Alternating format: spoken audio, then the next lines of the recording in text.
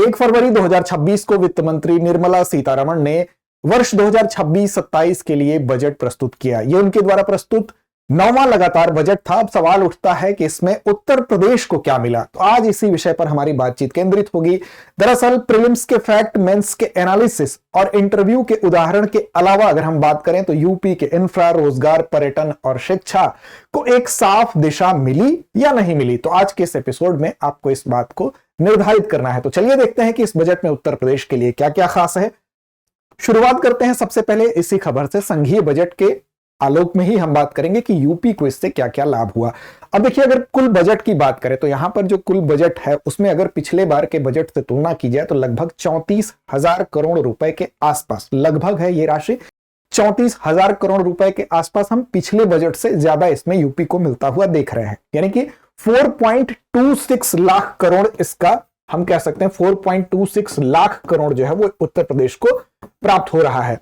अब इसमें से, इस बजट में से हम बात करेंगे, इसमें वो भी शामिल है जिसमें केंद्र से करों का हस्तांतरण और केंद्र प्रायोजित जो योजनाएं होती हैं वो राशि भी इसमें शामिल है। अब इस तरह से अलग अलग देखते हैं कि उत्तर प्रदेश को किस किस सेगमेंट में क्या क्या लाभ होने वाला है, क्या क्या प्रमुख घोषणाएं की गई हैं।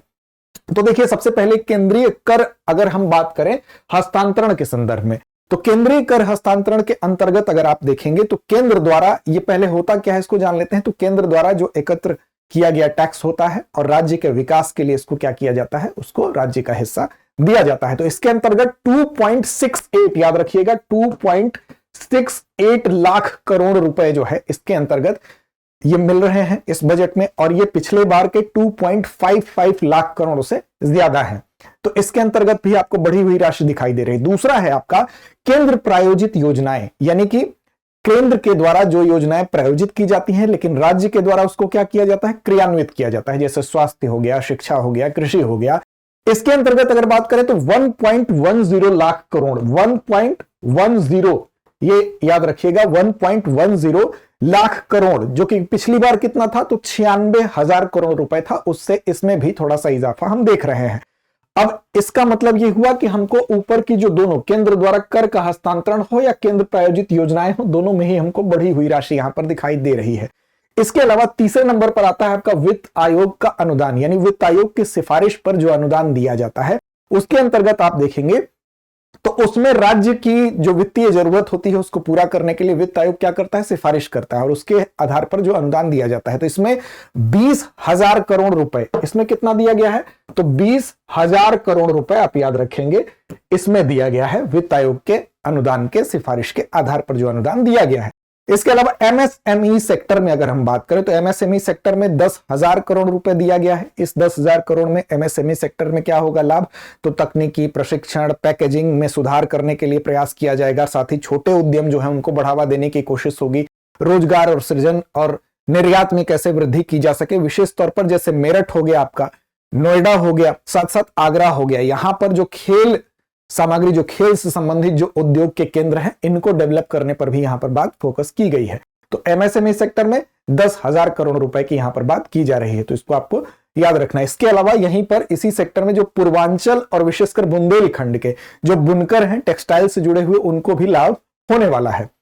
इसके अलावा अगर देखें तो रेलवे कॉरिडोर के लिहाज में हम बात करेंगे, एमएसएमई सेक्टर के बाद रेलवे कॉरिडोर की बात करें तो इसमें जो 7 रेलवे कॉरिडोर, जो हाई स्पीड रेलवे कॉरिडोर की बात की गई है, उसमें से 2 विशेष स्तर पर यहां से उत्तर प्रदेश से संबंधित हैं। कौन कौन से संबंधित हैं, तो एक है आपका दिल्ली से लेकर बनारस तक, वाराणसी तक, और दूसरा वाराणसी से लेकर सिलीगुड़ी तक। तो इस दोनों में यूपी के वाराणसी को सेंटर में है, तो यहां पर जो हाई स्पीड रेलवे कॉरिडोर जो 7 हैं उसमें से 2 यूपी को मिल रहे हैं, विशेष तौर पर जो पीएम का संसदीय क्षेत्र है वाराणसी की, यहां पर वो केंद्र में है। अब देखिए, शहरी विकास पर भी फोकस किया गया, और शहरी विकास में देखेंगे तो टीयर 2 और टीयर 3 के जो शहर हैं उन शहरों पर फोकस करते हुए प्रति क्षेत्र, यानी कि यहां पर शहरी विकास पे टीयर 2 और टीयर 3 के जो शहर होंगे उनके विकास पर फोकस किया गया, और इसके लिए क्या किया गया, आवंटन किया गया है CER, याद रखिएगा शहरी विकास में CER, इसको याद रखिएगा। ये क्या है, तो CER basically city economic region है। सिटी इकोनॉमिक रीजन के तहत प्रति क्षेत्र, यानी कि जो भी टीयर 2 और टीयर 3 के शहर होंगे उस हर क्षेत्र में शहरी बुनियादी ढांचे को विकसित करने के लिए, चाहे मेट्रो हो गया, चाहे सड़कें हो गई, उसको बेहतर बनाने के लिए 5 वर्ष में 5,000 करोड़ रुपए प्रति क्षेत्र को देने की योजना है, जिससे कि वहां के बुनियादी ढांचे को सुधारा जा सके। अब इसमें आपके कानपुर हो गया, प्रयागराज हो गया, वाराणसी हो गया, आपका झांसी हो गया, ये टियर 2 और टियर 3 के जो शहर हैं ये इसमें शामिल होंगे। इसके अलावा वाराणसी केंद्रित योजना भी है, यानी कि जो पीएम का संसदीय क्षेत्र है उसकी वजह से वहां पर भी थोड़ा सा फोकस किया गया है और वहां पर विशेष तौर पर जो पर्यटन है, पर्यटन के अलावा जो स्थानीय अर्थव्यवस्था है उसको कैसे मजबूत किया जा सके, इसके लिए रेल, जैसा कि 2 रेल का एग्जांपल आपको बताया गया कि दिल्ली से वाराणसी तक और वाराणसी से सिलीगुड़ी तक जो हाई स्पीड कॉरिडोर है उसके अंतर्गत तो ये शामिल है ही, साथ साथ नदी के अलावा हेरिटेज को लेकर जो ये केंद्रित है वो उस पर भी फोकस है इस बजट में। अब यहां पर अगर हम बात किए हैं एमएसएमई में, तो पूर्वांचल और बुंदेलखंड के बुनकरों को भी लाभ हुआ है टेक्सटाइल फील्ड में। साथ साथ जो 15 प्रमुख पुरातात्विक पर्यटन स्थलों के विकास का कार्यक्रम है इस केंद्रीय बजट में, उसमें से 2 आपके यूपी में हैं। कौन कौन से हैं? तो एक सारनाथ और एक हस्तिनापुर इसमें शामिल है। तो 2 के नाम याद रखेंगे, एक सारनाथ है और दूसरा क्या है? हस्तिनापुर है। अब ये यहां पर क्या किया जाएगा? तो जो केंद्रीय बजट में जो राशि आवंटित की गई है कि 15 प्रमुख जो पुरातात्विक पर्यटन स्थल हैं उनके डेवलपमेंट के लिए, उसमें इन दोनों स्थलों को जो कि यूपी के हैं इस लिहाज से आपको याद रखना है। इसके अलावा एक अन्य घोषणा भी की गई है कि जो वाराणसी है वहां पर इनलैंड जो वाटरवेज है, इनलैंड वाटरवेज जो शिप रिपेयर इकोसिस्टम जो है उसको डेवलप किया जाएगा। इसको डेवलप करने से क्या होगा? इसको डेवलप करने से इस क्षेत्र में रोजगार भी बढ़ेगा और साथ साथ जो एक नए हब के रूप में हम कह सकते हैं इनलैंड वाटरवेज शिप रिपेयर में एक नई सौगात के तौर पर वाराणसी को मिलने की यहां पर घोषणा कर दी गई है। तो ये प्रमुख जो तत्व थे, क्या मिला यूपी को? तो ये आपके लिए चाहे प्रीलिम्स की परीक्षा हो या आपकी मुख्य परीक्षा में एनालिसिस के लिए हो या आपकी जो इंटरव्यू में आपसे उदाहरण के तौर पर पूछे जा सकते हैं, ये कुछ प्रमुख फैक्ट थे।